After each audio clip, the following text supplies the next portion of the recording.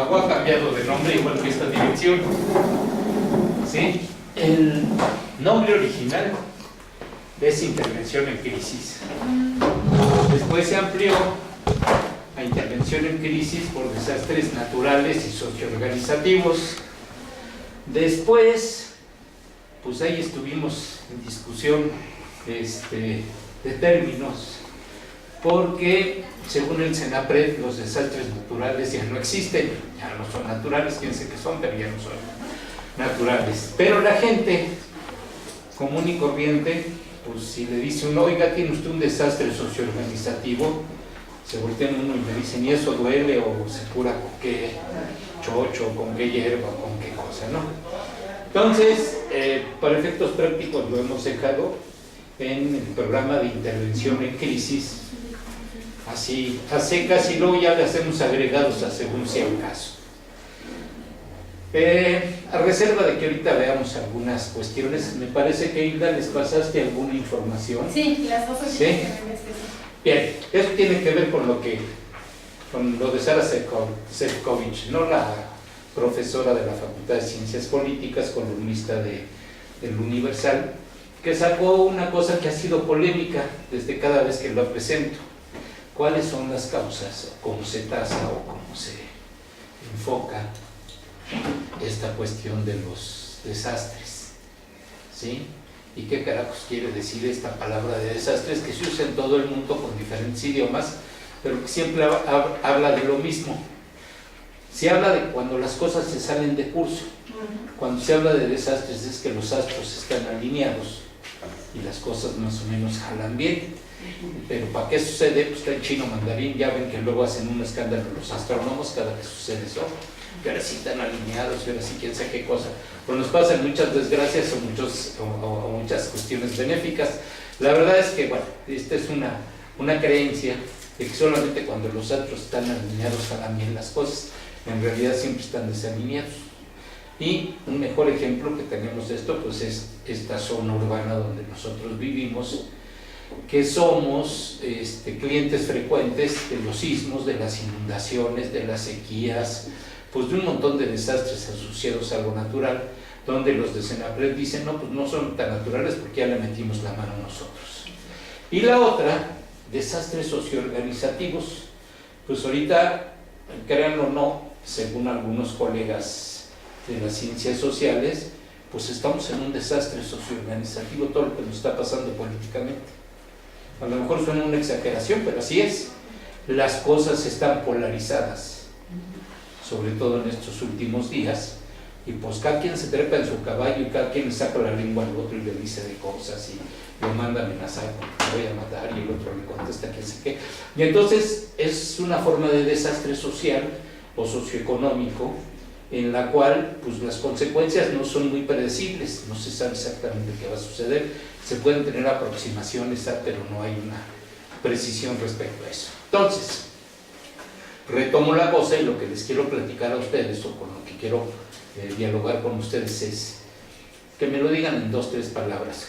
Yo supongo que Hilda les pasó esto, leyeron lo de la maestra Sara, y algo se imaginaron, ¿sí? Alguna expectativa les generó la lectura y lo que les dijo Hilda antes de esta cuestión. Y quien quiera, más bien voy a empezarla, si me lo pueden decir en 2 o 3 palabras, ¿qué tipo de expectativa les generó el que tuviéramos una charla como esta? ¿Me das favor tu nombre? Carmen. Carmen. Bueno, a mí lo que me generó esto es de verdad la importancia que tenemos nosotros para involucrarnos en esta situación. Sí. Mucho de lo que dicen en esa lectura a mí me inquietó mucho cómo es que de verdad hemos tenido inclusión para Sí. todo lo que ha ocurrido actualmente, ya no desde el punto de vista natural, sino como bien dices, económico. Sí. Porque si ciertamente lo natural tiene lo propio, nosotros hemos contribuido. Claro. ¿A ti? ¿Tu nombre? Sandra. Sandra. Bueno, yo lo que vi que sí me impactó mucho, que todos somos responsables, ¿no? Y que buena parte de esto es pues la parte de no hacer las cosas correctamente, de el soborno, de cómo sociedad nos regimos mucho por eso, a fin de evitar como la burocratización, y muchas veces la vemos pesada, pero al ver estos casos que suceden, pues sí es necesaria, ¿no? En el caso, por ejemplo, de las guarderías, de negocios, de lo que sea, ¿no? ¿Qué hora se reflotó, si se fijan, con la campaña y la participación de la esposa de Felipe Calderón? Sí, se reflotó esa parte que ya se había dejado así como que de ladito, ¿no? Ajá, y que como la cultura que tenemos de que a pesar de que se cometen errores no aprendemos de ellos. Ok, repetimos mucho, ¿no? Tendemos a repetir, por eso que tú dijiste, ay, me evito la burocracia, mejor le doy una mordida o me hago tonto, ¿no?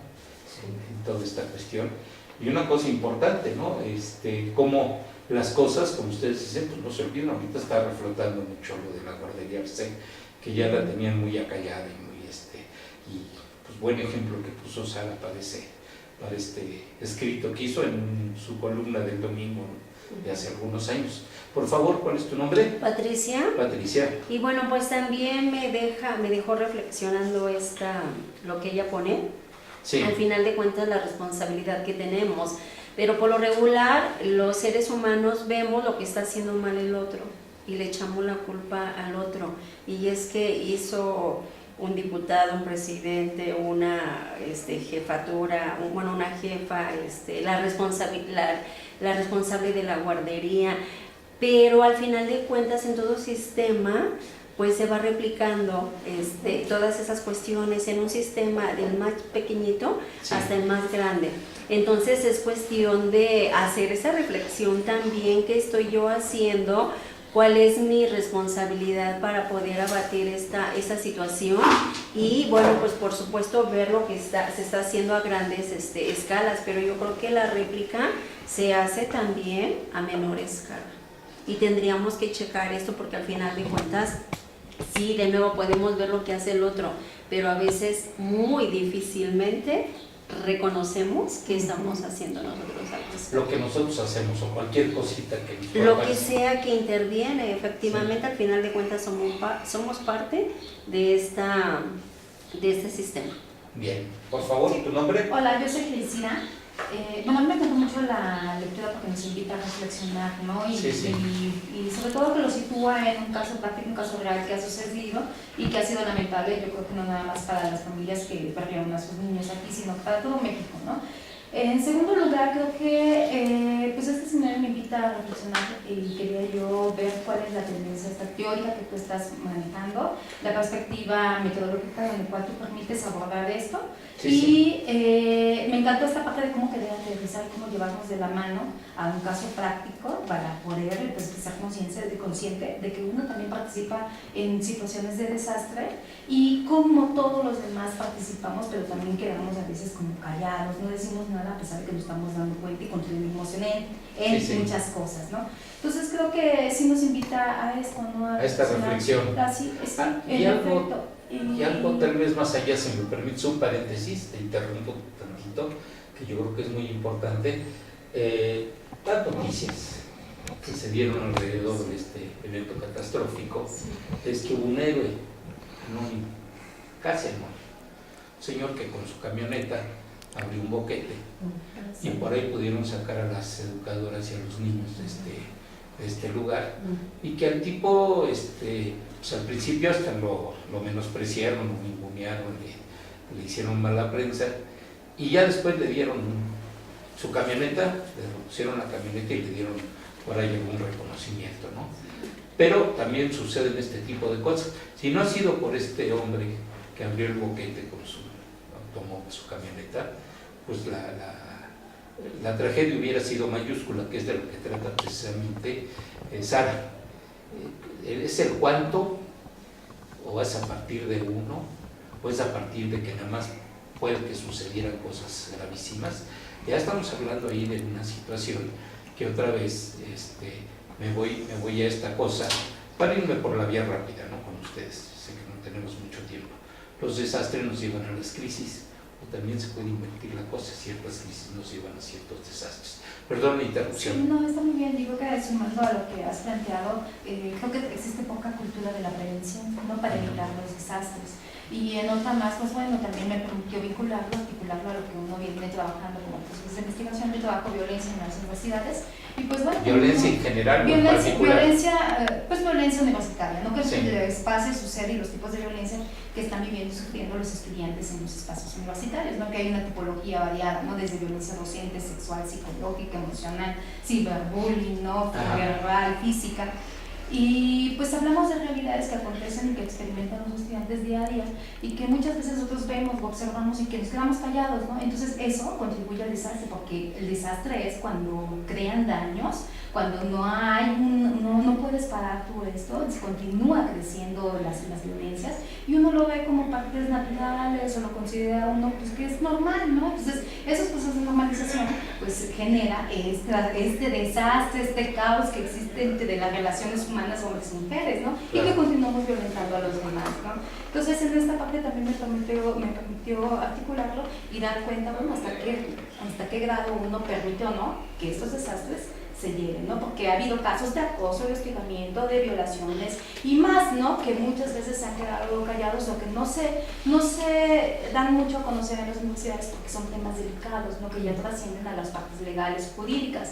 Pero entonces la universidad, ¿qué hace? Y cuando uno como profesor sabe o se entera de ese tipo de situaciones, uno también contribuye a ello y uno también se convierte en testigo de situaciones, ¿no? Entonces, ¿hasta qué grado cuando uno se queda callado está contribuyendo a que las cosas sigan creciendo y se permita que a otros se sigan violentando en las diferentes formas, ¿no? O el testigo pasivo, que es el que tú nos llevas a una, y la otra es, pues bájenle, no es para tanto, ¿no? Es una expresión bien común. Sí.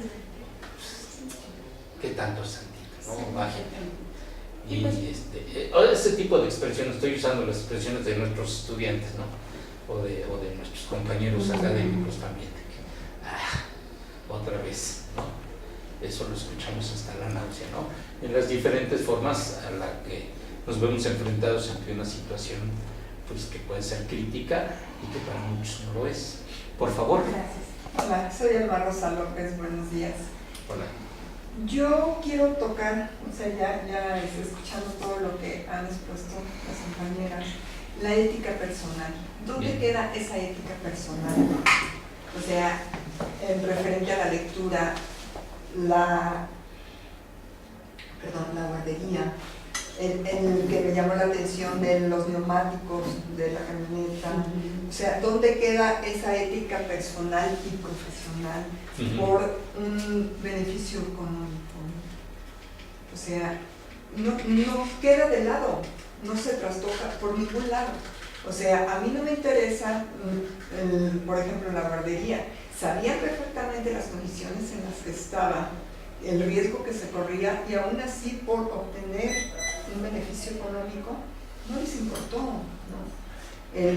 Los neumáticos, la camioneta, vamos a cambiar los neumáticos o no los cambiamos cuando regreses esto y el otro, y así como estos ejemplos hay N cantidad, ¿no? Claro. De ejemplos, ¿no? Y entonces yo sí quiero resaltar eso, ¿dónde queda esa ética?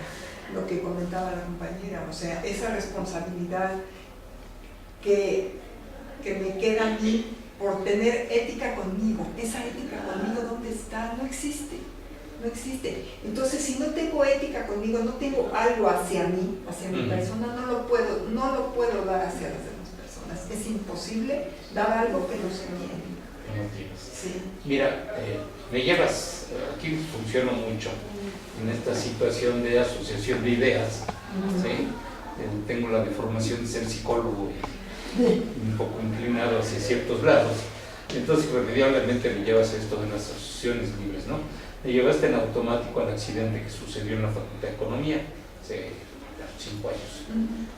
Los estudiantes que iban a una práctica y que el camión en el que iban derrapó y se volcó y hubo muertos, y hubo profesores muertos, y hubo estudiantes muertos, y hubo un drama.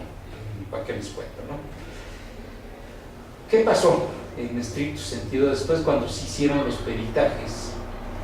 Pues luego la tendencia es, seguramente estos de mantenimiento y construcción portual no revisaron las llantas, no revisaron el estado mecánico del camión, no tenía pericia para manejar en este tipo de carretera. ¿Y qué creen? Porque las llantas estaban perfectamente, el autobús estaba en perfectas condiciones mecánicas, el conductor era muy hábil para esto, pero sucedió una cosa que en esto de los desastres se llaman circunstanciales, cuestiones circunstanciales. Adelante del camión de economía iba una pipa de diésel que lo iba regando en la carretera, en una subida, con curvas, y se fueron por la vieja, no se fueron por la subida, ¿sí? Y pues era una pista de patinaje, y con todo y que había todas estas condiciones de seguridad que afortunadamente la universidad cuidó de que las hubiera en ese momento y no hubo por ahí reclamo en este tenor, pues lo que pasó en realidad es que, bueno, esta circunstancia, el camión que derramaba diésel y que convirtió la carretera en una pista peligrosísima, y la otra, no dejaban llegar a los cuerpos de emergencia, los de las ambulancias y a los de protección civil, que se tienen que hacer cargo de esto, porque la gente se para a ver qué pasó, se asoman a ver, paraban sus coches, paraban el tráfico, aunque se oyeran las sirenas de las ambulancias, todo eso, pues primero quiero ver a ver de qué se trató el asunto y luego ya que lleguen las ambulancias. Eso, según los propios estudiantes sobrevivientes y los profesores, pues no ayudó mucho a que la gente pudiera ser rescatada o salvada. En pocas palabras, el testimonio de los estudiantes es que mi compañera, mi profesor, mi alumno, se me murió en los brazos y no sabía qué hacer, no tenía qué hacer, no podía hacer nada. Así de dramático, ¿no? Parece drama barato, pero esa fue la realidad, así lo vivieron los estudiantes y los profesores de economía. Entonces ahí tenemos una cuestión también que es muy puntual, un poco tal vez completando lo que leyeron de Sara, ¿sí? Es que pues muchas veces no es negligencia, muchas veces no es falta de cuidado en las cosas, o como tú muy bien lo dijiste, Ana Rosa, ¿verdad?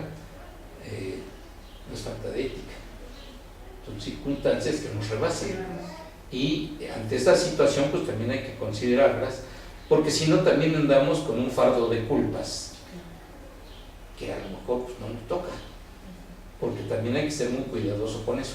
Los que nos dedicamos a este negocio se nos llama, tenemos un nombre bien chistoso, primeros respondientes, o sea que somos los primeros que llegamos al lugar donde sucedió lo que sea, o sea, natural, socioorganizativo, como se llame, y pues te enfrentas a las situaciones muchas veces dantescas, irreparables, y que te atan de manos porque no puedes hacer mucho en el momento.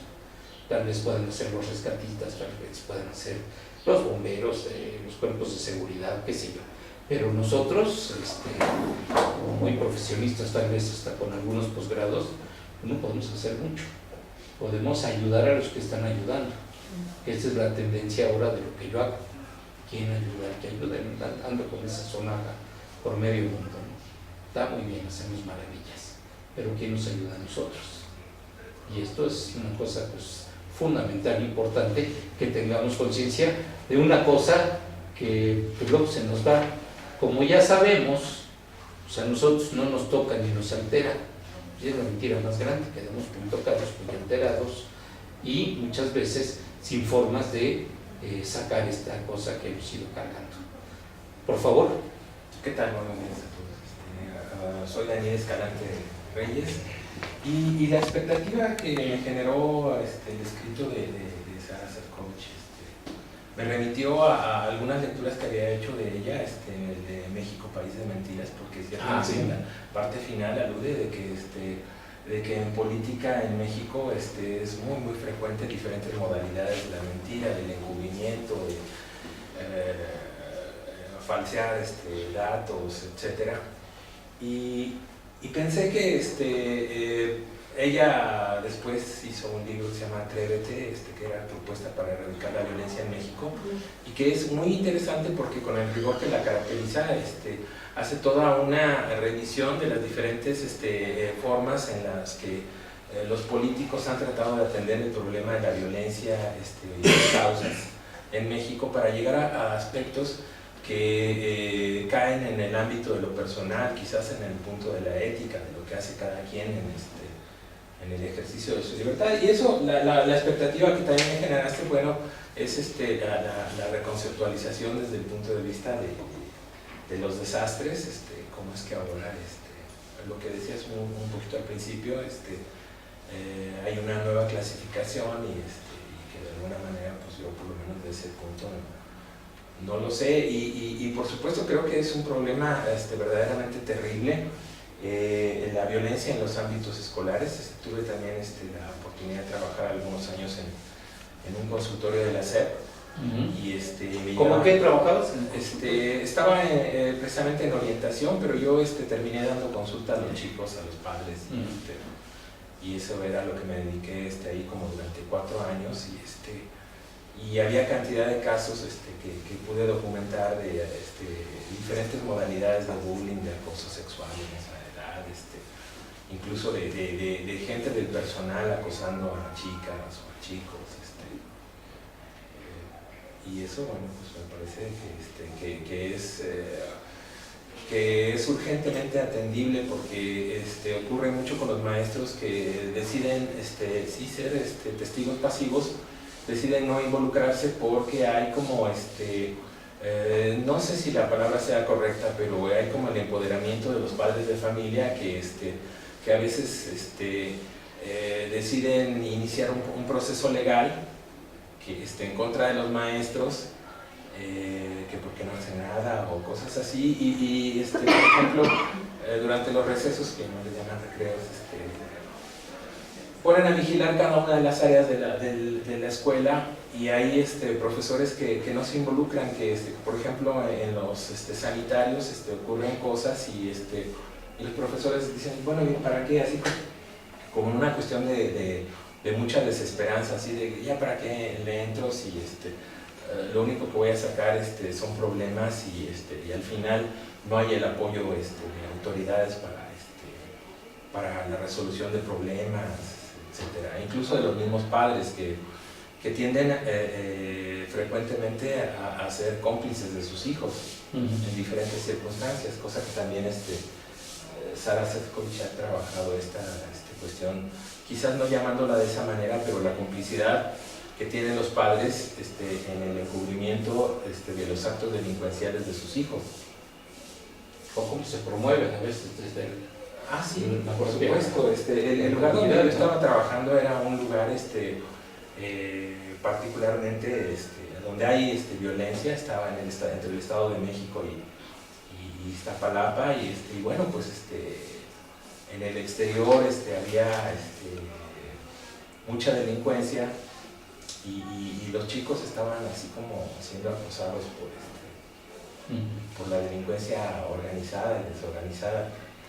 Incluso reproducían en algunos casos situaciones de cobro de piso a los niños más débiles y cosas por el estilo. Entonces creo que sí es una situación que todos los que estamos aquí y que estamos tratando de contribuir a erradicar a este problema o poner un granito de arena, me parece que es algo muy loable, el trabajo en favor de erradicar la violencia, de la resiliencia también. De favorecer esta cuestión, que es ahorita, es muy curioso, son los temas de tesis del área educativa de la facultad reiterados. Autoestima, autoconcepto, la resiliencia. Ahorita los estudiantes que están saliendo están enfocando las baterías de su área de interés, y es el emergencia social, pienso yo. Pero también me llevaste una cosa así por asociación de ideas, que te decía hace rato. Prepa 5, cuando yo era estudiante, ya llovió, y bastante, ¿sí? Pues, estaba la prepa y no había nada más, eran sembradíos todo lo demás que había. Y pagábamos lo que ahora se llama derecho de piso, una porra. Uno podía llevar unos zapatitos regulares o una chamarra regular, te daban baje, ibas con la chamarra más raída y con la camisa más fregada que tenías, porque y tenis ni pensarlo, ¿no? A menos que ya estuvieras con un equipo deportivo que te defendiera y te dejaran pasar por los tenis, si no, le daban baje. Y esto pues era común y recurrente en los 9 planteles de la preparatoria, unos más, otros menos. Yo estaba en la más brava en ese momento, en la prepa 5. Entonces, pues sí se daba ese fenómeno, que curioso, se radicó en el 68. Fue parte del paquete, erradicar estas... la porra salió por viernes, porque ya estábamos pues, muy bravos nosotros, que no éramos de las porras, ¿no? Pero era esto, ¿no? Alguien te podría decir, pues esto es más viejo, porque en San Ildefonso, cuando no sé qué, algo así pasaba también. Si tú todavía tienes por ahí oportunidad de platicar con alguna gente que fue a San Ildefonso, pues te decían que pasaba exactamente lo mismo. Ahora ya le pusimos un nombre muy acá, ¿sí? El derecho de piso, pero es una realidad que cada vez se va volviendo más visible. Más visible porque sí lo había. A lo mejor no en la magnitud, en algunos planteles como que se daba en la 5, ¿no? En la 6, desde entonces se le decía la fresa 6. Pues ahí iban los firrurros hijos de universitarios a estudiar. Y por los de la 5 íbamos a echar novia allá con las chicas de la 6. Pero esa era la cuestión, ¿no? Que había este entramado social en algunas preparatorias donde era bravísima la cosa. La 7, ni se diga la 4, que les cuento, ¿no? Eran así preparatorias emblemáticas de este tipo de cosas, en las cuales pues pasar el puente en prepa 4 ahí en Constituyentes pues era casi una invitación a que te asaltaran, y entonces pues te la jugabas pasando por abajo, ¿no? Porque no te asaltaran tanto. En fin, este tipo de cosas también nos lleva a estos desastres que también les llamamos socioorganizativos. Perdón, es el primer día que vengo. Es el primer día que vienes. Sí, te platicamos rápido. Te platicamos rápido. Ya me conoces, unos compañeros aquí en el Changarro, ¿sí? Y ahora en la Facultad de Psicología tengo un programa que se llama Intervención en Crisis a Víctimas de Desastres Naturales y Socioorganizativos. Entonces Hilda les hizo favor de pasarles una lectura de la doctora en Sociología Sara Sefcovic, de Ciencias Políticas, donde habla su visión desde lo sociológico, para no caer tanto en lo psicológico, de lo que serían los desastres. Y pone de ejemplo a la guardería ABC, con todo lo que pasó en esta guardería, todas las consecuencias que tuvieron después, y que ahorita se está reflotando con esto de la campaña política, y pues una candidata a presidenta de la República, ¿no? Que la increpan cada un día sí y otro también, y ahí ¿qué pasó con la guardería? Se hizo sus primas y la fregada, ¿no? ¿Sí? Entonces en eso estamos. Entonces cada quien está diciendo qué expectativa tiene cuando leyó este artículo de Sara y a qué viene, ¿no? A qué les llamó la atención para estar aquí con nosotros, bueno, conmigo en esta ocasión. ¿Sí? Voy a leer. Lee el artículo. Recuérdame tu nombre, por favor. Patricia Gómez. Patricia, sí. Ya te iba a cambiar de nombre, pero no. Vale. ¿Alguna cosa que nos quisieras?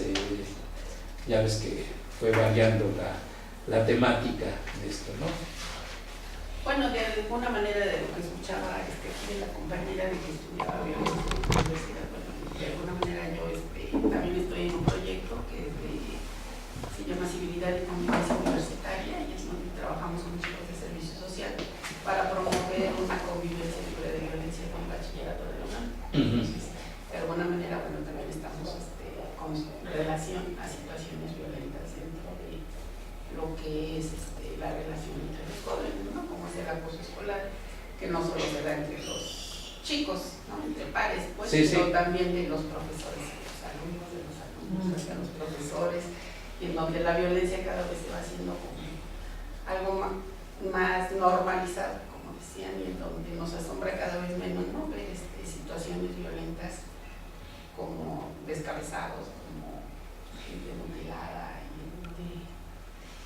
todo esto, a final de cuentas, es el hacer conciencia en los chicos de situaciones de violencia que no son normales, y que sean conscientes de que al modificarlo, su forma de relación Sí. va a cambiar también. Entonces, bueno, sobre eso es que estoy trabajando, y bueno, ahorita pensaba en lo que comentaban de las situaciones de lo del ABC y que bueno, también me remonta un tanto a lo que acabo de vivir del sismo, ¿no? Claro. En donde, bueno, ahí también podríamos tener muchísimos ejemplos, simplemente lo que pasó en la escuela, ¿no? No sé, todo lo que se dio con los chicos, que desde la ficción de la niña que todos estábamos esperando que rescataran. Del Repsame, ¿no? Y, sí, y que finalmente, bueno, tal parece que no existió, y en donde cómo se jala la atención quizá para distraer otras cosas, ¿no? También, el papel de los medios de comunicación en las situaciones de desastre, como también pueden llevar la atención de los que vivimos en esta ciudad, y bueno, claro, no solo en la ciudad, ¿no? Porque eso estaba seguido por muchísimos lugares, quizá para distraer de otras cosas, donde están teniendo su influencia a cómo se vaya conviniendo más también a los intereses políticos. Me llevas inmediatamente a lo último que vivimos en el programa. El programa tiene brigadas, les dicen los chavos brigagadas, ya saben que ¿sí? Hay brigadas de chavos que nos ayudaron a esto. Nos enfrentamos a dos cosas. Para entrar a la zona cero del Repsame, ya ven que cada lugar tiene su situación llamada zona cero, y en este caso pues era afuera del plantel, ¿no? Y mis colaboradoras, ya colmilludas, ya con algunos desastres atendidos hasta de décadas, ¿sí? Se enfrentaron a una situación, no podían entrar al lugar, no les permitía ni la Policía Metropolitana ni el Ejército, así como a los topos tampoco les permitieron entrar. Entonces ellas pues se quedaban afuera y descubrieron una cosa, que ir con bata o con la camiseta que nos identifica como interventores en crisis, como psicólogos emergencistas, pues era un estorbo en lugar de una ayuda. Entonces, muy abusada, una de ellas agarró, guardó su bata, le echó a su mochila, le hizo ojitos a un materialista que sacaba material y la metieron a la zona cero. Llegando a la zona cero se puso a la bata. Ahora sí, aquí estoy, de acá soy, ¿no? Hizo muchas cosas que se llaman primeros auxilios psicológicos, que es con lo que nosotros empezamos a hacer este tipo de cosas. Los primeros auxilios psicológicos es, lo voy a decir en ranchero, en caliente, a no más de 72 horas del evento catastrófico. Y es con el fin precisamente de evitar el desarrollo de trastornos y alteraciones mayores. El famoso trastorno de estrés postraumático, que está, hay hasta libros ya que sacaron los demás, son los del DSM-4 y el DSM-5 y todo eso, y que pues está ahorita de alguna manera pues haciéndose una revisión muy estricta de qué es y qué no es, porque ha habido muchas, primero el tiempo, luego los síntomas, luego las ayudas. Entonces aquello se había vuelto una situación tremenda, ¿no? Y luego lo metieron los del CIE, ahora 11, igual. Y entonces muchas categorías que ya se tenían como que muy claras ya no lo son tan claras. ¿Por qué? Porque es una cuestión que ustedes han venido diciendo, que se va dando como un proceso y que no puede ser estático, sino que va cambiando. Un poco lo que tú nos decías con el Repsame, pues las otras le copiaron, las otras compañeras de esta chica que se llama Lía, sus otras compañeras que ya habían estado en otros desastres, un desastre mayúsculo que les tocó a ellas siendo estudiantes, ellas lo consideran así, es la huelga del 2000, del 99-2000. Ellas como participantes activas de esta situación, ellas que se pegan a la cuestión de intervención en crisis, porque entendieron que todos sus compañeros del CCH, de la prepa, de las facultades, pues estaban pasando por una situación crítica y que algo tenían que hacer por sus compañeros. Y de ahí se siguieron, ¿sí? hasta llegar ahora a lo del Repsame. Y rápido hicieron lo que tenían que hacer, lo que pudieron hacer en la zona cero, aprendieron rápido a meterse con los materialistas para poder hacer su trabajo, y después una de ellas se le ocurrió en la iglesia de Nuestra Señora del Carmen, que está ahí pegada al Repsame, a 2 cuadras, y ahí establecieron un dispositivo muy formal que pues, duró 2 meses, sábados y domingos después de misa, dándole al señor cura, ¿sí?, los síntomas frecuentes o las alteraciones frecuentes que presenta la gente y diciéndoles el párroco en su homilía, pues allá afuera están los psicólogos. Quien sienta que la Virgen le habla, que le pagan el tapete, que le suda la lengua, todas esas cosas, pues ahí están los psicólogos, ¿no?, que les pueden ayudar. Y corrimos con mucha suerte porque se unieron a nosotros otros grupos de psicólogos especialistas en cosas que eran muy necesarias en ese momento. El ILEF mandó terapeutas familiares. Una de ellas había salido de mi equipo y ahora se dedica en desarrollo de cuestiones sistémicas para atender familias. Por decirles un ejemplo de lo que pasó ahí, ¿no? Cómo es que nos fuimos subdividiendo por especialidades, los terapeutas familiares, los humanistas, los psicoanalistas, los conductuales. Hacemos tregua de escuelas y de corrientes en ese momento, pues cada quien agarra y hace lo que puede o lo que sabe hacer y lo que ha desarrollado, porque muchos de ellos han desarrollado modelos. A tu pregunta, ¿qué modelo tenemos? Pues a lo mejor me corren ahorita patadas, pero es un modelo ecléctico completamente, porque si en ese momento se requiere para las familias de la guardería hacer una terapia familiar sistémica, pues que entren los sistémicos, y si les podemos aprender, aprendemos. Si es una cuestión que requiere de cierto tipo de terapias, de situaciones cognitivas, de reestructuración cognitiva, de que la gente entienda qué le está pasando y por qué le está pasando en el cuerpo lo que le pasa, o por qué no logra hacer cierto tipo de cosas, pues hacemos reestructuración cognitiva. Si la gente presenta cosas muy reiteradas que han estado pasándole en su vida frecuentemente, y que esto fue el tapón, como de sidra que destapó todo lo que ya venía ahí, pues igual actuamos en consecuencia con eso. O sea, así que tú me digas, ¿tienes un formato? Sí, sí lo hay. Que por cierto, quien quiera y pueda, el día 4 de junio damos un curso ya formal, con ejercicios, con todo el rollo, en la Facultad de Psicología. Ahorita apenas van a sacar el anuncio, así es que... ¿A qué hora? De 11 a 2 de la tarde. ¿Hay que inscribirse? Hay que inscribirse con Rocío en el programa de atención a alumnos, ¿sí? Pero ahorita les doy el teléfono y se inscriben por teléfono, no tienen que ir, ya estamos muy modernos, ¿ves? Hasta por internet se pueden inscribir. ¿Cómo se llama el curso? El curso se llama Intervención en Crisis, Primeros Auxilios Psicológicos, y ellos le ponen un subtítulo porque es para la Comisión de Seguridad y Higiene de la facultad, ¿sí? Entonces ya con que digan que es el curso de intervención psicológica, ellos le cambian el nombre cada vez que lo dan, ¿eh? Entonces no les puedo prestar qué nombre tengo ahora. ¿En qué horario? De 11 a 14 horas. ¿Y son más días? Son de lunes a viernes. De lunes a viernes. De lunes a Toda la viernes. semana. Y es con valor curricular y toda esa cosa. Y nada más les digo, a la semana siguiente se da el mismo curso en la DEC, la División de Educación Continua, y cuesta. Y cae. 3,000 pesos. ¿Eh? 3,000. Ah, bueno, que tú tomaste en línea, no, pero el presencial cuesta más. ¿Ah, sí? Ah, sí. Y a lo mejor lo doy yo, lo de alguno de mis colaboradores, pero hay esas opciones. Se pueden ir con la competencia y nadie se enoja. Senapred está viendo un curso en línea con posibilidad de certificación.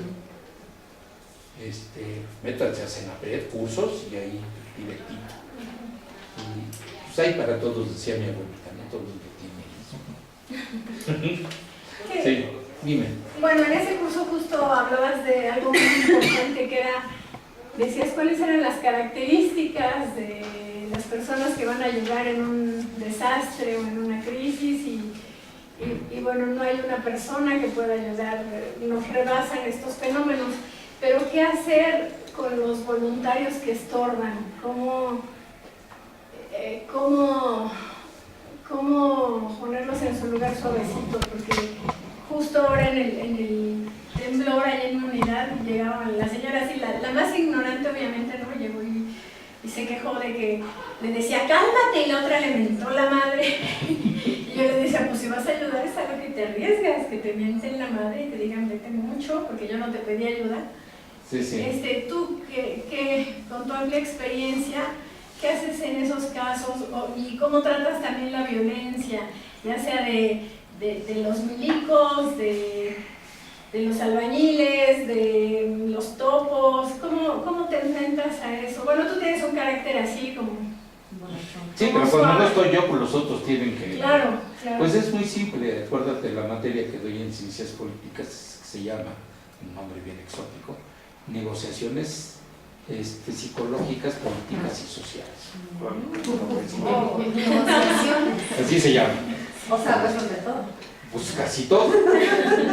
Y los asistentes son de dulce, chile y de manteca, y hasta ahorita no me han tocado psicólogos, muy curioso. Hay economistas, abogados, sociólogos, antropólogos, geógrafos, biólogos, hay de todo. Es una especialidad que se da en la Facultad de Ciencias Políticas, que así se llaman negociaciones políticas. Ya después lo sesgaron a esa parte, ¿no? O una parte de eso. ¿Qué es lo que aprendimos con otro grupo también muy importante, Médicos Sin Fronteras, que van a otros lugares y pues están en mucha desventaja desde el idioma, las costumbres, ¿sí? Y pues la desconfianza lógica de la gente. Entonces lo que se hace es tener un grupo de negociadores que sepan en qué tono hablarle al milico, que de entrada te va a sacar, no, aquí no pasa, güey, y hágale como quiera, ¿no? Pues no pasas, a menos que seas muy valiente y te sientas, pero de que no pasas, no pasa. ¿Cómo hay que negociar con este personaje que ya sabemos que tiene la orden, que la va a cumplir a cabalidad, de que no deje pasar a nadie que no venga uniformado del ejército? Y no hemos tenido lana para comprarnos uniformes del ejército. Pero se da eso, se negocia y se ve hasta dónde. Lo primero, tú estás llevándonos ahorita a la parte final de todo esto que hemos desarrollado, ¿sí? ¿Cuándo entrarle, cuándo no entrarle? ¿Cuándo estorbas más, te ayudas más? Les pongo el caso, les acabo de platicar de aquí del condominio de Tlalpan. Nos convocan, vamos a una asamblea, y en la asamblea lo que se trata es lo de la lana y la reconstrucción o el derrumbamiento de los edificios. Eso es lo que les importa ahorita a ellos. La cuestión psicológica, pues hay para después, ¿no? La cuestión emocional, pues sí, pero me echo un té de cochalalate con chicalote y ahí muere ya la cosa, ya no pasó a mayores.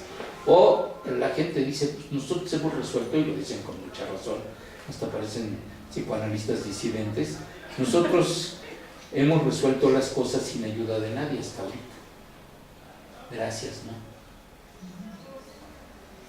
Ante esa contundencia y esa claridad, nos retiramos, porque la gente en ese momento no necesita de ese tipo de ayuda, o en lugar de eso les estorbamos.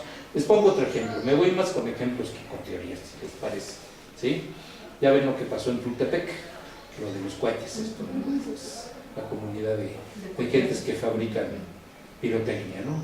Yo no estaba en México, andaba de gira artística, pero me mandan un mensaje, mis colaboradores, y me dicen, ya estamos aquí en Tultepec. Pues, ¿qué fueron a pasear? ¿O qué les gustan las emociones fuertes? ¿O qué onda? Fueron a comprar cohetes yo.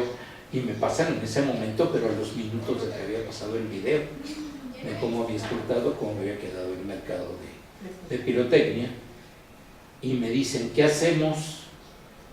Pues protéjanse primero, no se expongan, ¿no? Y ya vi quiénes estaban y le dije a una de las chicas que sabe muy bien negociar, ve a ver con las autoridades del Instituto de Seguridad Social del Estado de México si nos dan chance de colaborar con ellos o de estar con ellos. Ya habría que protegerse institucionalmente. Nos dijeron que sí, así como diciendo, así que bueno, porque nosotros ni ganas tenemos de estar aquí. Estos de aquí de Tultepec son muy latosos. Y nuestra sorpresa es que se acerca una abogada y nos dice, ustedes psicólogos de la UNAM, pues vamos uniformados, ¿no? Miren, necesitamos gente para hacer una cosa en particular. Somos un grupo de abogados que estamos ayudando vecinos de Tultepec, a identificar los cadáveres en la morgue. Y entonces necesitamos apoyo psicológico, porque nosotros, los que van a identificar, no nos va muy bien, no nos tratan bien, nos maltratan mucho, nos vulneran mucho, entonces necesitamos que alguien nos apoye. Una de las cosas que se hace en intervención en crisis, uno piensa, hay muchas teorías psicológicas, que si esta, que si la otra, que si aquella, que si esta, que si la otra. Hemos aprendido durante ya décadas que lo mejor que hay que hacer es acompañar a la gente a veces en un silencio absoluto, que sepan que estamos, que si requieren el hombro para chillar o el Kleenex, nuestra herramienta principal es una caja de chiquitas de Kleenex, ahí vamos con esto, porque la gente no se quiebra, la gente trata de expresar eso que tú decías, ¿no? Sí, oiga, señor, no quiere que le ayude, vaya a ayudar a la más vieja de su casa, porque no te está pidiendo en ese momento la ayuda, o si te la piden tú, tiendes a ser muy intrusivo con la gente. A ver, cuénteme su infancia, ahí traigo mi diván inflable y acuérdese, ¿no? O el petate y se suelta uno. A ver, échese y asocie libremente, ¿no? Pues no. Es simple y sencillamente, fíjense qué curioso, esto me lo enseñó uno que fue subdirector de aquí, el maestro Peniche, que lo importante en ese momento es el bulto. Que sientan que está uno con ellos acompañándolos, a veces de una manera casi imperceptible, casi invisible, dirían hace rato ustedes, ¿no? Se vuelve uno, sí, un fantasma de alguna manera que en el momento en que se requiera, pues ya puede uno participar de cierto tipo de cuestiones y circunstancias. Vamos a sacar las transparencias luego. ¿Cuáles son las poblaciones más vulnerables dentro de esto? Se polariza. Los niños no entienden qué está pasando a cabalidad, sobre todo los más chicos. Saben que pasó algo gravísimo, que ya no está algún familiar, que ya no está su mamá o su papá, ¿sí? Y a estos niños pues hay que ayudarles a hacer algo. Una investigadora de la facultad, la doctora Hernández Guzmán, en el 85, hizo uno de los mejores manuales que tenemos, está en línea, ¿sí? Ella se llama Laura Hernández Guzmán.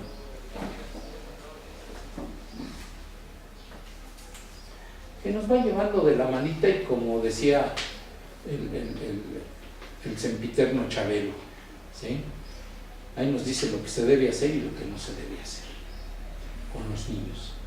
Muy atinado hasta la fecha, hemos hecho otros protocolos de atención infantil y la verdad es que no hemos superado, ni ella misma se ha superado, sacó otros, pero ese que sacó en el 85, que fue una publicación universitaria, si alguien tiene tiempo y ganas, están los protocolos en la biblioteca de la facultad, capaz que aquí en esta biblioteca hay alguno de ellos, y es una herramienta inmejorable de cómo trabajar con los niños, con los papás y con los profesores.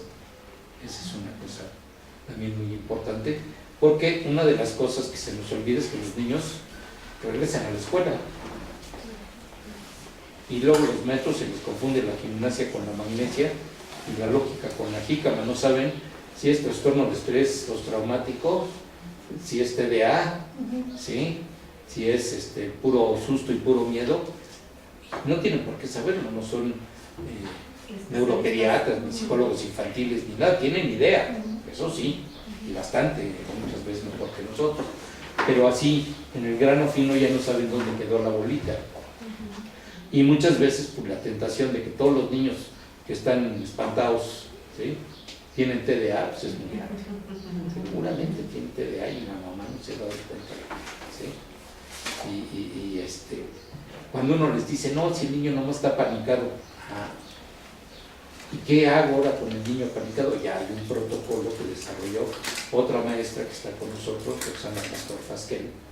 Ella desarrolló, junto con una ahora muy famosa terapeuta, Fina Sanz, que ha venido mucho a México, tiene una cosa que se llama terapia de reencuentro.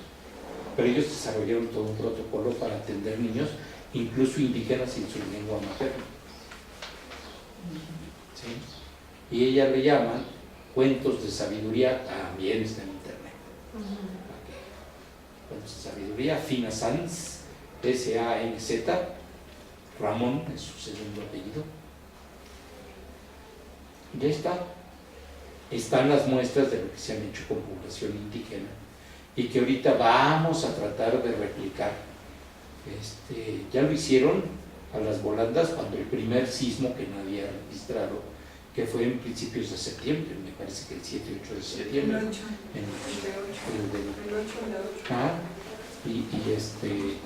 Pues fue una de las chicas que trabaja conmigo, que colabora en el ILEF, que organizó a los psicólogos de allá. Los entrenó así, 2-3 días, y los dejó funcionando. Y todo lo que podía hacer la supervisión clínica se hizo por internet, se hizo por teléfono celular. ¿Qué pasó con Tultepec? Se creó una asociación de psicólogos. No me pregunten por qué es uno de los fenómenos demográficos que luego nos explica. Los hijos de los cueteros, por alguna misteriosa razón, o estudiaron medicina o estudiaron psicología. Entonces crearon una asociación que se llama Psicólogos Unidos por Tultepec, que en el momento de la crisis mayor fueron inmejorables porque acompañaban a sus vecinos a identificar cadáveres a la morgue, y después se armó todo un dispositivo en el centro cívico de ahí, en el kiosco de ahí. Después se politizó como todo. ¿Sí? Los del Perdería jalaron por un lado, los del otro querían jalar por el otro, y ya se polarizó y se disgregó ese grupo, pero se siguen llamando Psicólogos Unidos por Tultepec, por si las llueve, por si vuelve a pasar algo que ha pasado frecuentemente, no de la magnitud de diciembre, me parece que de 2016, ¿no? ¿Sí? Y ahí están los Psicólogos Unidos por Tultepec, ahora peleándose, como todo grupo que se empodera, pues eso no tiene remedio, ¿no? Yo soy mejor que tú, yo ya sabes, ¿no? Todas esas veleidades que se prestan a este tipo de cosas. La otra cuestión que también es muy importante, que debemos tomar en cuenta es, bueno, ¿y qué hacemos, no? Así de entrada. Bueno, pues ponernos ingeniosos y saber cómo negociar. El curso de la Facultad de Ciencias Políticas, sí, como que es muy cerrado, pero como que ya mis mismos alumnos de 2 generaciones ya están más puestos que un calcetín para ellos replicar el modelo de cómo negociar. O sea, no es lo mismo que yo vaya a negociar, siendo muy psicólogo y lo que sea, a que un abogado que sepa qué hacer para que me dejen ver el